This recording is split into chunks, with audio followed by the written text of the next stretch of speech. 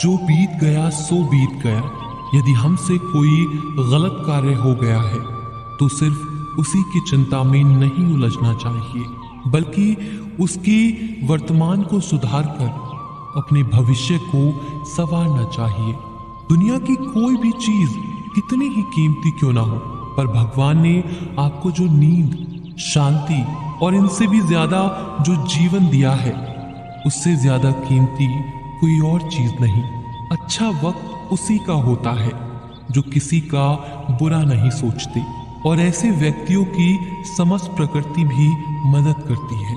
अनुभव कहता है कि लोगों को इस बात से कोई मतलब नहीं कि आप खुश हैं, उन्हें बस फर्क इस बात से पड़ता है कि आप उन्हें खुश रखते हैं या नहीं। सिर्फ दिखाने के लिए अच्छा मत बनो। परमात्मा तुम्हें बाहर से नहीं बल्कि अंदर से जानता है। अगर आप बहुत बुरे वक्त से गुजर रहे हैं तो चलते रहिए, रुकिए मत। एक दिन बुरा वक्त जरूर गुजर जाएगा। एक बार राधा ने श्री कृष्ण से पूछा, प्यार का असली मतलब क्या है? तो कृष्णा ने हंसकर कहा, राधे, जहां मतलब होता है वहां प्यार कहाँ होता है। किसी के बुरे वक्त पर हंसने की गलती मत करना। ये वक्त है जनाब, चेहरे जरूर याद करता है कि डर कर इससे रोना नहीं। अदम्य सांस भरा है तुझ में, धीरज अपना खोना नहीं। उजियारा जग में फिर आएगा, वक्त ही तो है, गुजर जाएगा। पोंछ ले गम के आंसू अपने, बीज समझकर बोना नहीं। छोड़ा जिसने साथ तुम्हारा, यादों को उसकी ढूंढना नहीं।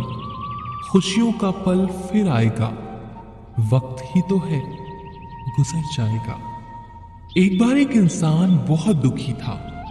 वो अपनी जिंदगी में कुछ समय से बहुत सारी मुसीबतों से जूझ रहा था।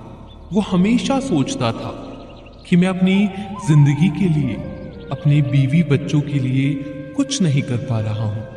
इसके साथ मैंने खुद के लिए भी जिंदगी में कुछ नहीं किया। मैं ऐसी जिंदगी क्यों जी रहा हूं? कभी कभी लगता है कि जिंदगी और इन सारी मुसीबतों को एक साथ खत्म कर दूं। ये इंसान हमेशा बस इसी तरह से सोचता रहता था। एक दिन वो एक नजदीक के बहुत ही बड़े तपस्वी के पास चला जाता है। वो घने जंगल में बैठे तपस्वी को अपनी सारी हकीकत बता देता है और कहता है, तपस्वी जी, आप तो इतनी साधना करते हो, अपनी तपस्या से आप इस वास्तविक जिंदगी के हर एक हिस्से से वाकिफ हो। क्या आप मुझे मेरे बुरे वक्त से निकालने का कुछ रास्ता बता सकते हो? मैं 2 वक्त की रोटी कमाने के लिए और एक छोटा सा संसार चलाने के लिए भी नाकामयाब हूं। मैंने ज्यादा पढ़ाई लिखाई भी नहीं की। मैं एक साधारण सा इंसान हूं। मुझे कुछ भी करके इस बुरे वक्त से बाहर निकलना है। तपस्वी जी, मुझे एक ऐसा आसान सा मार्ग बताओ जिसकी वजह से मैं फिर से सुकून और खुशी की जिंदगी जीने लगूं। क्योंकि आप बहुत गहरी ज्ञान की बातें बताओगे तो मैं उसे आत्मसात नहीं कर पाऊंगा। तपस्वी कहते हैं कि ठीक है, मैं तुम्हें एक काम बताऊंगा। वो काम तुम्हें 7 दिन तक करना होगा। सामने वाली नदी के उस पार एक छोटा सा मंदिर है, लेकिन उस मंदिर के अगल बगल के पेड़ पर बहुत सारे पक्षियों के घोंसले हैं। वो पक्षी बहुत किलबिलाहट करते हैं, जिसकी वजह से इस वन की शांति नष्ट हो जाती है। तुम उस पक्षियों के घोंसलों को लगातार 7 दिन तक तोड़ते रहो। हाँ, लेकिन एक बात तुम्हें जरूर याद रखनी पड़ेगी। जब भी तुम इन पक्षियों का घर तोड़ोगे तब उनमें से कोई भी पक्षी मरना नहीं चाहिए। तपस्वी जी के कहने का मतलब इस इंसान को समझ में नहीं आया, लेकिन वो वहां से तपस्वी जी द्वारा बताया हुआ काम करने के लिए निकल पड़ा। इस इंसान को बिल्कुल समझ नहीं आ रहा था कि आखिर में इतने बड़े तपस्वी जी ने उनको इन सारे पक्षियों का घर तुड़वाने का पाप का काम उसके हाथ में कैसे दे दिया। जब ये इंसान नदी के उस पार पहुंचता है तब बहुत ही प्रसन्न वातावरण में उसे पक्षियों के बहुत सारे घोंसले दिखाई देते हैं। वो इन सारे पक्षियों को देखकर सोचता है, अरे ये पक्षी तो कितने सारे मेहनत के साथ कण कण इकट्ठा करके अपना घोंसला बना रहे हैं, अपने परिवार को चला रहे हैं, और मैं इनका घर तोड़ने जा रहा हूं। लेकिन फिर भी उसने तपस्वी जी की बात याद करके इन सारे घोंसलों को तोड़ना शुरू कर दिया। देखते देखते ही सारे पक्षी घबरा गए और अगल बगल में दूसरे पेड़ पर जा बैठे और सुरक्षित जगह ढूंढने के लिए किलबिलाहट करने लगे। देखते देखते पक्षियों का बड़ा घोंसला टूट गया। ये इंसान उन सारे घोंसलों को छोड़कर अपने घर लौटने निकला। इस इंसान का मन बहुत दुखी था, वो बहुत उदास नजर आ रहा था। रात में लेटे लेटे वो सोचने लगा कि मैंने तो इन पक्षियों का घोंसला तोड़ दिया, आज इनका पूरा घर टूट गया। जो काम तपस्वी जी ने बताया था वो काम तो मैं पूरा कर चुका हूं, पर अभी वापस जाने से क्या फायदा होगा। दूसरे दिन सुबह इंसान फिर से एक बार इन पक्षियों के घोंसले तोड़ने के लिए नदी पार करके चला गया। उसने देखा तो वहां इन पक्षियों ने फिर से कण कण कर इकट्ठा करके अपने घोंसले बनाने की शुरुआत की। ये दृश्य देखकर उस इंसान के मन में आया, अरे मैंने तो कल इन पक्षियों का घोंसला तोड़ दिया और आज ये फिर से छोटी छोटी चीजें इकट्ठा करके अपना घर बनाने में लगे। ये तो कितने मूर्ख हैं। और ये देखकर उसको थोड़ा बहुत हंसने को हुआ, लेकिन फिर भी वो तपस्वी जी की बात याद करके उन पक्षियों का घोंसला तोड़ने लगा। देखते देखते फिर सारे पक्षी पहले जैसे अपनी जान बचाने के लिए इधर उधर उड़ने लगे। और फिर इस मनुष्य ने लौटने से पहले इन पक्षियों के टूटे हुए घोंसलों पर ठंडा पानी डाल दिया, जो ये पक्षी फिर से एक बार ये घोंसला ना बना पाए। वो फिर से अपने घर लौट गया और रात में बिस्तर में लेटे लेटे सोचने लगा, तपस्वी जी के कहने पर तो मैंने इन पक्षियों का घर दोबारा तोड़ दिया, पर यह तो गलत काम है।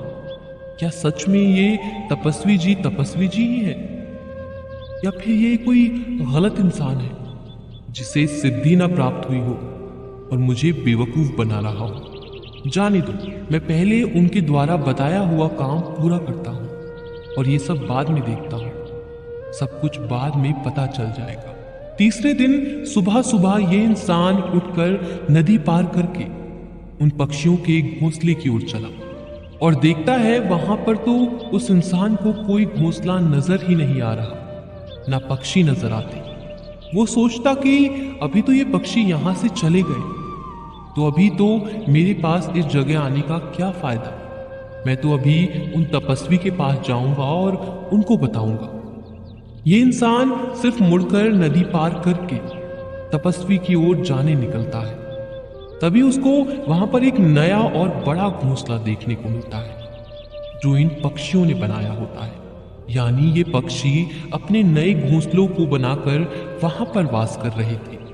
ये देखकर ये इंसान सोचता है कि शायद तपस्वी जी को पता था ये पक्षी अपना नया घोंसला बनाकर दूसरी जगह नया घोंसला बनाकर रहने लगते हैं, इसीलिए ही उन्होंने मुझे इन पक्षियों का घोंसला तोड़ने के लिए कहा था। लेकिन इस सारे दृश्य को देखकर ये इंसान कमजोर पड़ जाता है, क्योंकि इंसान भी पहले से ही वक्त का मारा हुआ था।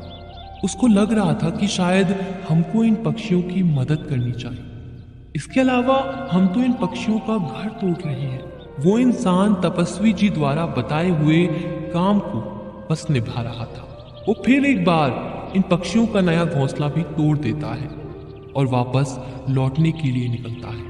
जब वो अपने घर वापस लौटने के लिए निकलता है तो इस बार पहले से ज्यादा दुखी था। वो सोने से पहले फिर सोचने लगा कि मैं कितना बुरा हूं, शायद मैं शैतान बन गया हूं। मैं इन पक्षियों को उनका नया घर तक बसाने नहीं दे रहा। वो चौथे दिन फिर से नदी पार करके इन पक्षियों के नए घोंसले की ओर चला जाता है और फिर देखा तो क्या हुआ, इन पक्षियों ने तो दूसरी जगह अपना एक नया घोंसला बना लिया। वो पहले से ज्यादा ऊर्जा के लिए काम कर रहे थे। यह देखकर इस इंसान को लगा ये पक्षी मेरे से कितने छोटे हैं, तो भी ये हार नहीं मान रहे। मैंने कितनी बार इनका घोंसला तहस नहस कर दिया, ये फिर भी उभरने की कोशिश कर रहे हैं। ये देखकर तपस्वी जी के कहने पर वो एक बार फिर से पक्षियों के बनाए गए घोंसलों को भी तोड़ देता है। और जब वो अपने अहंकार से बाहर आया तब उसे पता चला कि उसके हाथ से कुछ पक्षियों की मौत हो गई। इस बार ये सारा दृश्य देखकर ये इंसान रोते रोते अपने घर वापस लौट गया और फिर वो सोने से पहले सोचने लगा कि मैं इन पक्षियों पर बहुत ज्यादा अत्याचार कर रहा हूं। इससे ज्यादा अत्याचार अभी मैं नहीं कर पाऊंगा। 5वें दिन वो उठकर इन पक्षियों को खाना खिलाने के लिए घास लेकर पहुंच जाता है। इस वक्त इस इंसान के मन में सारे पक्षियों के लिए प्यार और प्रेम भाव बसा हुआ था। वो फिर एक बार नदी पार करके उन पक्षियों के घोंसलों की ओर चला। फिर भी उसने देखा कि ये पक्षी फिर से एक बार ज्यादा ऊर्जा के साथ एक नया घोंसला बनाने लगे। उसने इन पक्षियों को खाना खिलाया और अगले 3 दिन तक बिल्कुल ऐसा ही करता रहा। 7 दिन के बाद जब ये इंसान उन्हीं तपस्वी जी के पास जंगल में पहुंचा और कहता है, तपस्वी जी आपने जैसा बताया था मैंने वैसा ही किया। मैंने उन पक्षियों के घोंसलों को एक नहीं बल्कि 4 बार तहस नहस किया, लेकिन मेरे हाथ से गलती हो गई। चौथे दिन उनके घोंसले तहस नहस करते वक्त मेरे हाथ से कुछ पक्षी मर गए। मैंने अपना काम पूरा नहीं किया और मुझे पता है कि आप मुझे वो तरीके नहीं बताओगे जो मुझे मेरे बुरे वक्त से बाहर निकाल सकते हैं, लेकिन मुझे नहीं लगता तपस्वी जी मैंने कुछ गलत किया है। तो चलो मैं मेरे घर वापस चला जाता हूँ, मुझे वापस जाने की आज्ञा दो। ये बात सुनकर तपस्वी जी मुस्कुराते हैं और कहते हैं, अरे इंसान तुझे घर जाने की इतनी जल्दी क्यों है? थोड़ा जलपान करो, उसके बाद तुम लौट जाओ। तपस्वी जी इस युवक इंसान के हाथ में पानी का लोटा देते हैं। ये इंसान जलपान करता है और उसके बाद तपस्वी जी इस इंसान से पूछते हैं कि अरे बेटा तुम उन पक्षियों का घोंसला क्यों तबाह नहीं कर पाए? तब इस इंसान ने सारी हकीकत बताते हुए जवाब दिया कि तपस्वी जी मैंने एक बार नहीं बल्कि 4 बार उन पक्षियों का घोंसला तोड़ दिया, लेकिन वो नई जगह घोंसला बना रहे थे। तपस्वी जी कहते हैं, अरे इंसान तुम उन पक्षियों से कितने विशालकाय हो। जरूर उन पक्षियों से ज्यादा शक्ति है तुम्हारे पास, लेकिन फिर भी तुम उनका घर आखिर तक तोड़ नहीं पाए। मैंने तुमको उन पक्षियों का घर तोड़ने के लिए नहीं भेजा था, बल्कि तुम्हें सीखने के लिए भेजा था। तुम्हें जरूर इन चीजों से कुछ ना कुछ सीख मिली होगी। तुम्हारे लिए पहली सीख है जब तुमने पक्षियों का घोंसला कितनी बार तबाह करने की कोशिश की, लेकिन वो पक्षी तुम्हारी कृति से नहीं टूटे, बल्कि वो फिर से उभरकर नया घोंसला बनाने की कोशिश कर रहे थे। जीवन ही कार्यशीलता का नाम है, जीवन ही कर्मशीलता का अर्थ है। इतने छोटे मोटे पक्षी हर रोज टूटकर भी हार नहीं मान रहे। वो हर दिन नई ऊर्जा के साथ अपना घोंसला बना रहे हैं, लेकिन हम इंसान 1-2 बार ही दुख मिलने पर टूट जाते हैं, हार जाते हैं।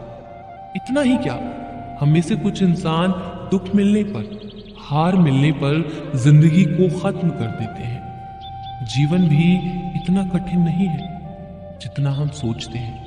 सच में जीवन ही कर्मशीलता का दूसरा नाम है।